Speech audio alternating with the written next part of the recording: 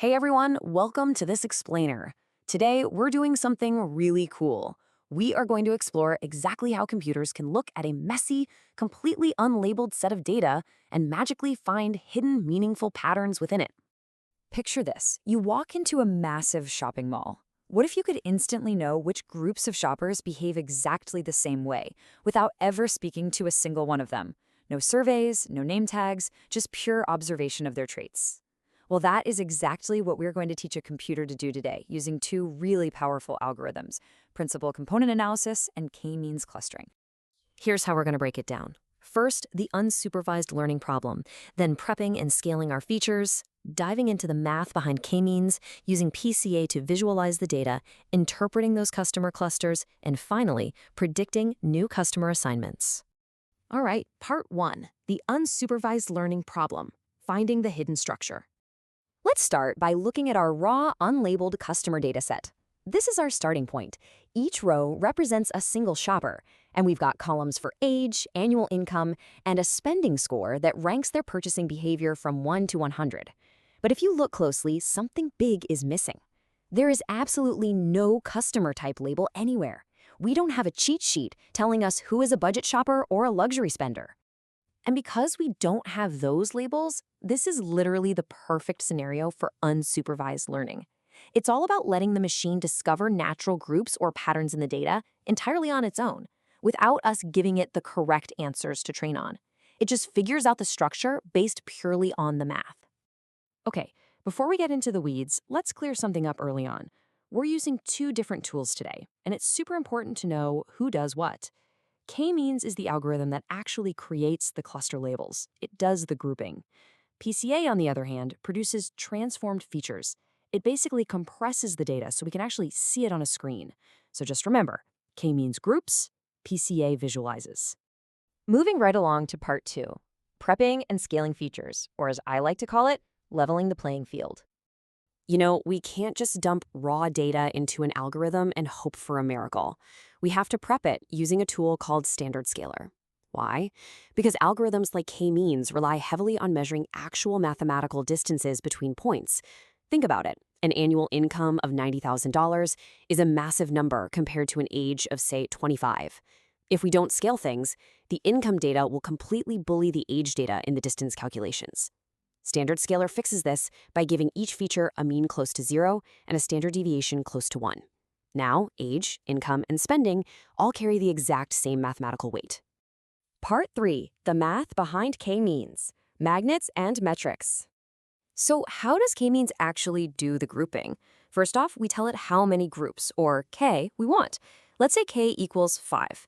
Scikit-learn uses this really smart initialization called k-means++. It strategically drops 5 starting points, called centroids, across our data. You can think of these centroids as magnets, pulling nearby data points toward them. The algorithm assigns every single point to its closest centroid magnet. Then it recalculates the center of those new groups, moves the centroid to that exact average spot, and repeats the whole process until the clusters become stable and stop moving. But how exactly does it know what point is closest? It uses the Euclidean distance formula. And hey, don't let the square root scare you. It's basically just finding the straight line distance between 2 points on a map. You subtract the coordinates, square the gaps so you don't have to deal with negative numbers, add them up, and take the square root. So, for a point at 2535 and a centroid at 2030, the distance is about 7.07. K-means does this calculation lightning fast for every single point across every dimension. Which brings us to part 4, PCA, and visualizing the data in 2D. Now, k-means gives us our cluster labels across age, income, and spending score. That's 3 dimensions. And let's be honest, trying to look at a 3D graph is a bit of a headache. That's where principal component analysis, or PCA, comes in. PCA takes our original features and compresses them into brand new columns called principal components. It creates a weighted combination of age, income, and spending to capture the absolute maximum amount of variation in the data. Basically, it flattens the 3D space into a 2D map without losing the big picture. And this right here is what makes PCA so incredibly cool. 77.57%. Even after dropping an entire dimension, our 2 new principal components still capture over 77% of the total variation from the original data. Principal component 1 captures about 44%, and component 2 gets about 33%. We've kept the vast majority of the valuable information, but simplified enough to actually draw it on a flat screen. And because we've brought it down to 2 dimensions, we can finally plot our customers. Each dot is a customer, now mapped onto principal component 1 and 2. Even before color coding anything, you can clearly see these distinct pockets and groupings starting to form. That structure was always there, just hiding in the raw numbers. Part 5. Interpreting customer clusters. What does it all mean? Okay, we've got our math done. Now we need to translate this back into something human. If we compare the k-means clusters created without PCA against the clusters created with PCA, it's pretty interesting. You'll see that while some groups overlap perfectly, like those 26 customers right in the middle, others actually get split up. PCA changed the feature space just enough that the algorithm drew the boundaries slightly differently. And that's totally fine. There's no right or wrong answer here. It's just the trade-off of keeping all the original features versus simplifying them for a visual. The real magic happens when we assign real-world business meaning to these numbers.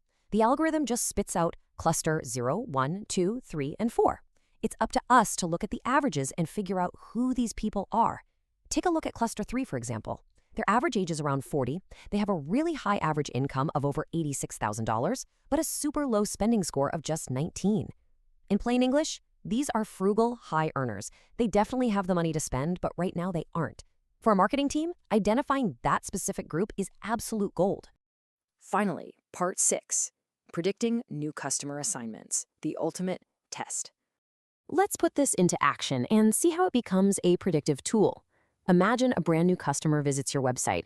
They are 32 years old, they make $80,000 a year, and based on their early clicks, they have a spending score of 75. How do we market to them? Well, we just follow the pipeline.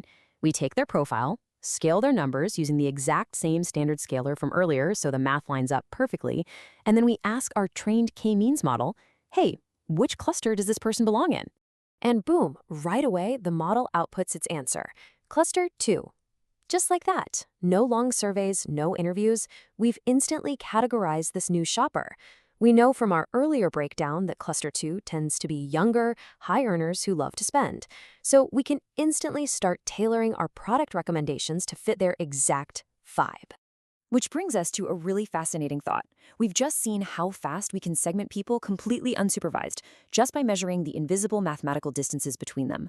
But if you think about it from the other side, as algorithms constantly map the unseen patterns of our entire digital world, you kind of have to wonder, what invisible clusters has your data already placed you in? Thanks for hanging out for this explainer. I hope you found it as mind-blowing as I did, and I'll catch you next time.